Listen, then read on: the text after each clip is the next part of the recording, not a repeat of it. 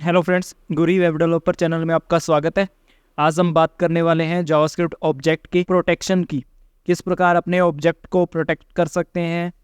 आइए चलिए visual studio code में चलते हैं। तो यहाँ देखिए मैंने एक ऑब्जेक्ट बना रखा है। इसके ऊपर 3 प्रकार से प्रोटेक्शन लगा सकते हैं। तो सबसे पहले जो प्रोटेक्शन है वो एक्सटेंशंस की है।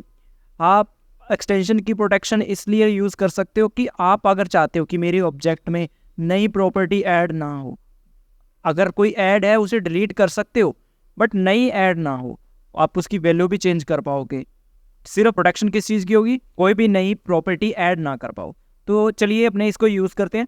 सबसे पहले तो आपको पता है कि यहाँ मैं एक नई प्रॉपर्टी ऐड कर सकता हूँ, एक जो कि मैं ऐड कर लेता हूँ एक, फिर अपने इसके प्रोटेक्शन लगाएंगे, देखेंगे कि ये ऐड नहीं हो रही। अभी देखिए मैंने एज एक रैंडम कुछ भी टेक्स्ट लिखा है, तो यहाँ देखिए वो ऐड हो रहा है।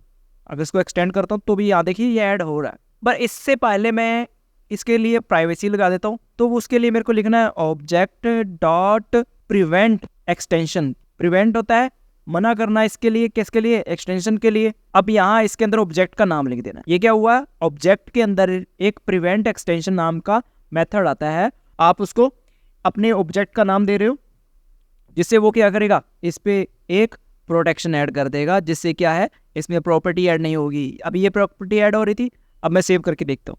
देखिए प्रॉपर्टी ऐड नहीं हुई, दिख रहा है क्यों, क्योंकि इस पर प्रोटेक्शन लग चुकी है। अगर मैं एक चीज़ दिखाता हूँ, ये तो मैंने नॉर्मल मेथड यूज़ कर रहा था। अगर मैं इसकी जगह वो जो अपने ऑब्जेक्ट डिफाइन वाला यूज़ करते थे, डिफाइन प्रॉपर्टी जो पिछली वीडियो में उन्होंने सीखा था, अगर वो चीज़ मैं यूज़ करता हूँ तो उसमें एरर तक दे देगा। यहाँ एरर नहीं आ रही थी, अभी एरर भी आएगी। देखिए मैं सबसे पहले लिखता हूँ object dot define property person name, फिर इसके अंदर एज नाम की प्रॉपर्टी ऐड कर रहा हूँ, और इसके अंदर मैं वैल्यू दे देता हूँ कुछ इस प्रकार। ठीक है, अब यहाँ जाके चेक करिए, तो यहाँ देखिए एरर आ चुकी है। देखिए कि ये कह रहा है कि ऑब्जेक्ट इज नॉट एक्सटेंडेबल, क्योंकि इसको बड़ा एक्सटेंडेबल नहीं किया जा सकता। अब अगर मैं ये लाइन को कमेंट कर देता हूँ तो ये एक्सटेंडेबल है, तो अभी देखिए इसमें वो प्रॉपर्टी भी ऐड हो रही है। इस प्रकार आप इस पर प्रोटेक्शन लगा सकते हो। अब ये आपको चेक करना है कि क्या ये एक्सटेंडेबल है या नहीं। उसके लिए भी आपके पास मेथड आता है। मैं इसको हटा देता हूँ, तो यहाँ चेक करता हूँ। अगर मेरे को चेक करना है कि पर्सन क्या एक्सटेंडेबल है या नहीं, तो मैं एक कंसोल लगाता हूँ, उसमें आपको प्रिंट करवा के दिखाता हूँ। कंसोल डॉट लॉग, इसके अंदर मेरे को लिखना है ऑब्जेक्ट इज एक्सटेंडेबल, इसके अंदर ऑब्जेक्ट का नाम दे देना। यहाँ देखिए फॉल्स आ रहा है, ये एक्सटेंडेबल नहीं है। क्यों, क्योंकि इस पर आपने एक्सटेंडेबल प्रिवेंट लगा दिया है, रोक दिया इसको। मैं इसको हटा देता हूँ। अब देखिए ये ट्रू बता रहा है, मतलब ये एक्सटेंडेबल है। इस प्रकार आप चेक कर सकते हो कि क्या ये एक्सटेंडेबल है या नहीं है, और किस प्रकार आप एक्सटेंडेबल कर सकते हो, किस प्रॉपर्टी से, प्रिवेंट एक्सटेंशन प्रॉपर्टी से। तो चलिए आगे और प्रोटेक्शन के बारे में बात करते हैं। मैं इस को कमेंट कर देता हूँ। और यहाँ एक चीज़ और आती है, अगर आप चाहते हो कि ना प्रॉपर्टी ऐड हो ना डिलीट हो, तो उसके लिए आपका नई प्रॉपर्टी जो मैं अभी बताऊंगा वो आएगी। पहले इसको मैं एक बार डिलीट करके भी देख लेता हूँ कि ये डिलीट हो रही है या नहीं। तो मैं सबसे पहले यहाँ इस प्रॉपर्टी को डिलीट करता हूँ। इसके जस्ट नीचे मैं लिखूंगा delete person dot first name.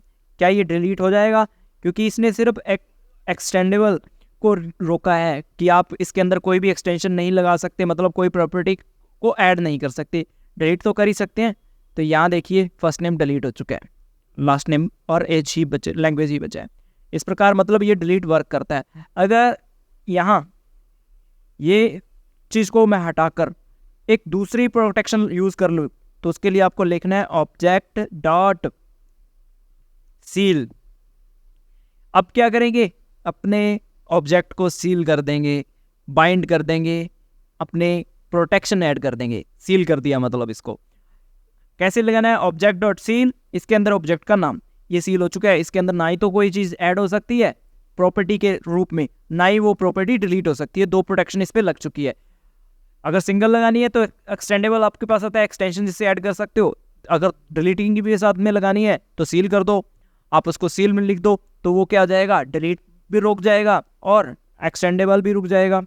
अब यहाँ चेक करिए कि इसमें मैंने डिलीट का लगा रखा है, तो यहाँ चेक चलिए क्या ये डिलीट हुआ, ये नहीं हुआ डिलीट। आप इसको डिलीट नहीं कर सकते। उसी प्रकार फॉल्स, ये फॉल्स इसलिए आ रहा है क्योंकि ये क्या एक्सटेंडेबल है, हाँ ये एक्सटेंडेबल नहीं है। क्यों? क्योंकि आपने सील कर दिया, सील भी एक्सटेंडेबल नहीं करने देता, कोई भी प्रॉपर्टी को नहीं ऐड करने देता, तो इसने क्या आंसर दिया? फॉल्स। तो इस चीज़ का मैं एक बार रिमूव करता हूँ। तो यहाँ देखिए मैं डिलीट कर रहा था, अगर इसी चीज़ को मैं प्रॉपर्टी को जो मैंने प्रोटेक्शन लगाई इसको कमेंट करता हूँ तो ये देखिए नॉर्मल वर्क कर रहा है, ये डिलीट हो भी रहा है। यहाँ फर्स्ट नेम डिलीट हो चुका है। अगर इसी चीज़ को मैं हटा देता हूँ और इसके ऊपर प्रोटेक्शन ऐड कर देता हूँ, ना इसमें प्रॉपर्टी ऐड होगी और ना ही डिलीट। अभी देखिए डिलीट नहीं हो रही, इसके मैं यहाँ एक प्रॉपर्टी ऐड करने की कोशिश करता हूँ। मैं लिखता हूँ डिफाइन, उससे पहले मेरे को ऑब्जेक्ट लिखना है, ऑब्जेक्ट डॉट डिफाइन प्रॉपर्टी। इसके अंदर आपको लिखना है पर्सन, ऑब्जेक्ट का नाम, फिर यहाँ लिखना है किस नाम की प्रॉपर्टी बनानी है, कोमा करली ब्रैकेट्स लगाना है, इसके अंदर वैल्यू और कॉलम लगा के वैल्यू दे देनी है। अब इसको चेक करते हैं। ये देखिए वो सेम ही चीज़ आंसर दे रहा है कि ना ही तो ये डिलीट कर पा रहा है और ना ही क्या कर पा रहा है, नई प्रॉपर्टी ऐड। तो ये था सील करना, बट मैं इसकी वैल्यू को चेंज कर पाऊंगा। मैं इसको हटा देता हूँ एक बार के लिए। तो यहाँ एक चीज़ देखिए, मैं वैल्यू चेंज करता हूँ किसकी, मैं वैल्यू चेंज करता हूँ लैंग्वेज की।